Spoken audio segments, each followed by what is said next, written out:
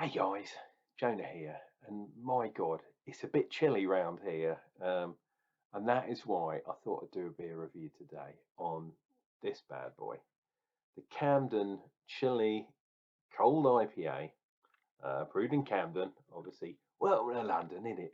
And I got this one at the weekend in the supermarket. It's not a supermarket beer, but it was in the bargain bin. So yeah, I think I paid like 180 for it, and it's a 6%. Yeah, 6% beer, even says it on the side there, for £1.80, so it's not too bad. And it's a big boy can as well. Um, so we've got, that's weird, Mosaic, Cryo, Talus. They've got the labels the wrong way. That says malt, that's the hops. So it's Mosaic, Mosaic Cryo, Talus, and Chinook. That's hops, not malt, and malt, not hops. Pilsner, got wheat, and we got a bit of rice. It's their in-house lager yeast. Um, Now, cold IPA is a bit of a just anathema at the moment. Oh, I just noticed something. Where does it say? AB InBev. Indeed. So they've been bought out by InBev, or maybe they were always them. I don't know. So it says here, this IPA isn't about serving temperature in case you're asking, 5 degrees, etc. It's a new hybrid style brewed with lager yeast, but at a warmer temperature. It says it's a new world hops, big fruity flavour, blah blah blah blah blah. So not surprised because it is AB InBev, who are one of them big macro bad boys. Got water, barley, malted wheat. We got rice, hops and yeast, of course. Suitable for vegetarians and vegans. Craft ones, of course. You've got to be a craft vegan nowadays. Otherwise, it's not worth being a vegan at all. Only joking. Um, Cold IPA. So Camden, and by extension, AB InBev have thought that a cold IPA is an IPA brewed with lager yeast at warmer temperatures to create different esters. However, there are other representations of what a cold IPA is. Um, a lot of them are to do with temperature, some of them are to do with the different yeast they use. Maybe it's an ale yeast at colder temperatures, like a Kolsch or whatever. This one's using a lager yeast at warmer. I mean, what would it be? What else could it be? Cold IPA Kvike, using Kvike yeast at minus 170 degrees. Ugh, where does this nonsense end? Anyway, it's an IPA, 6% IPA, under £2. That's not bad in my book. This has been chilling in the fridge for a couple of days. Oh, but look, it actually came out. Oh, Jesus. So, well, yeah, you can get a bit of jizz on your hands every now and then. Let's get this bad boy into a glass, and then let's see what we get. It's a 440 can, which is even better in my book, especially when you're doing a cheap beer, or relatively cheap. Whoop, it had some sort of funky stuff at the bottom, which, as you know, I just pour in there. Right, let's get a nice photo. We'll put that on the front of this video, as you well know, dear viewer. Fingers head. Try and get some of these fluffy head pictures, which I like. But those bubbles, massive bubbles again, and it's definitely quite well carbonated. Some of the bubbles stick into the side of the glass, but look, massive big ones, causing a bit of a cloud.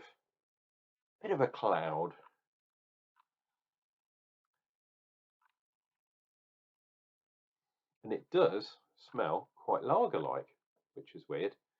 So quite light, not superbly hoppy. There's a little bit of hops in there, like a hopped lager. Do you remember that style that never went anywhere? Welcome to Cold IPA. I don't think this style will be hanging around for too long, but you never know. IPA, hey, if it pays AB InBev some money, they will definitely jump on it. Cheers and beers, guys. Let's see what we get from this bad boy.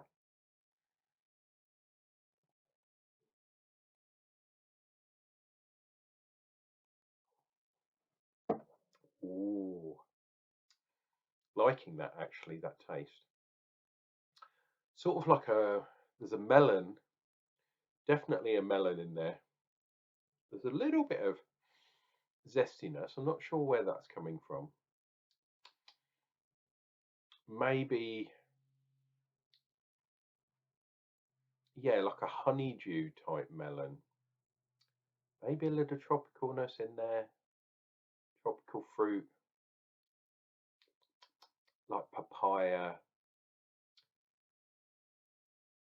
Not mango as such, but kind of along those lines. Is quite nice, but it's all really light,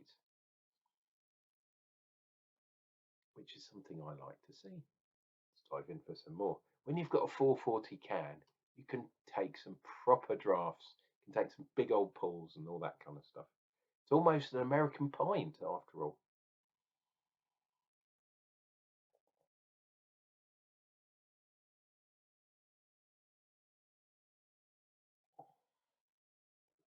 Oh,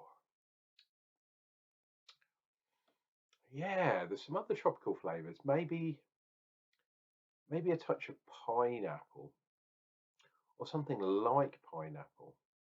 A bit of juicy kind of stuff in there, but it's definitely not orange. Hmm, interesting. What were the hops again? I'm interested now. I'm paying attention now. Mosaic. Yeah, okay, so that's maybe where the tropicalness comes from. What are those malts again? Talus. Okay, so Talus is probably where I'm getting the melon from.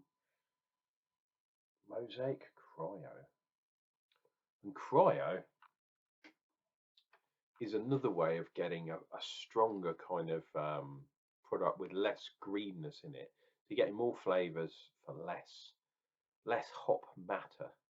So imagine a hop is like a green kind of cone, essentially, like a pine cone, but a green one. Cryo hopping process gets the flavors and the aromas and stuff. Maybe not aromas in this case, but get the flavor from the hops, but leaves the green vegetal, wow, matter behind. Ridiculous. Look at that. We got one line, but where's the top line? It's not there, dear viewer. Yeah, there's definitely something juicy, something fruity in there. I want to say pineapple, but it's not. Hmm. Maybe it's weird. I was going to say candied pineapple, but it's not quite that either. It's kind of like, when you have pineapple chunks from the supermarket where you chop them up and I know, I should be buying a normal pineapple, but imagine the little cubes, they chop them up into these little square cubes. But alas, you go to Weatherspoons or something and you've left that pineapple, even though it's in the fridge, for a couple of days, you haven't eaten it straight away, and it goes a little bit fizzy. You know what I mean. Imagine that kind of juiciness. It's a little bit sour almost. It's not perfect. I mean, pineapple's reasonably sour anyway, but it's just a tiny bit more sour. But this is not a sharp beer. This is quite a watery beer. So it's in the background, but it's that kind of taste, that kind of flavour. Imagine that mixed with melon and that type of stuff. Maybe a few tropical fruits, mango, papaya. I am. I didn't want to. I really didn't want to, dear viewer. But I am actually quite liking this beer. Cold IPA. Chili, it's called.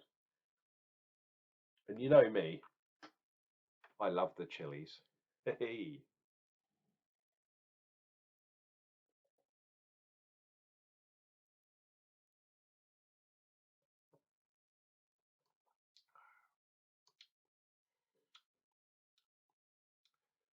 And, dear viewer, a 6% beer this is. Um, but it definitely does not taste like a 6% beer. It's quite watery. Maybe that juiciness, now that I'm getting towards the bottom of the glass, maybe that juiciness is a bit more pronounced now.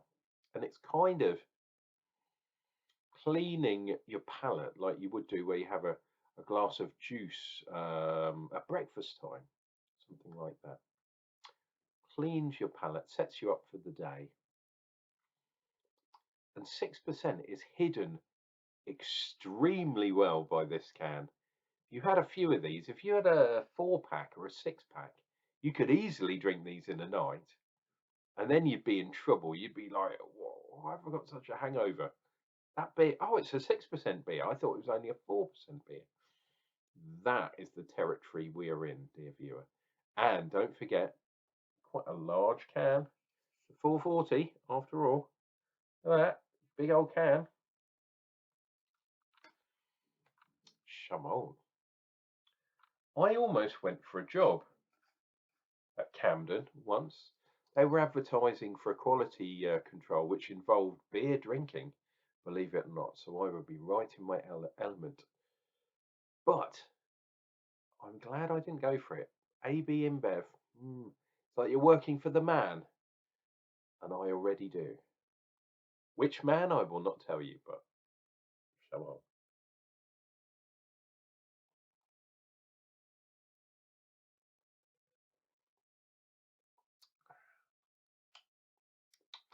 All things considered, that is a pretty damn good beer. I'm liking that. That it's nothing amazing. It's not ridiculous. It's not amazing flavors. It's quite light, but 6% beer, little bit watery, but the balance of this is really, really good. And that's why I reckon I'll give this a good 4 out of 5. I was not expecting to like that, dear viewer, and I really did. If you can get some of that at your local supermarket, especially when it is a discounted price, I think you've got yourself a real bargain there. Guys, it's been Uncle Jonah, hopefully, whoa, warming up from the chilliness. And we'll see you for another beer review real soon. Like I said yesterday, I'm definitely not going to upload tomorrow because I am out and about doing a daya, pardon me, doing a daya tasting. But if you want to come along and join me, Ramsgate, it's the Ravensgate Arms. It's a Gad's pub of all things, but every so often they do tap takeovers. Usually on a Thursday, actually, so might be a thing. But Daya, when Daya are in the town, you got to go and drink plenty Daya, don't you? Cheers and beers, but guys, we'll see you real soon. Take care of each other. Take care of your beers. Come on.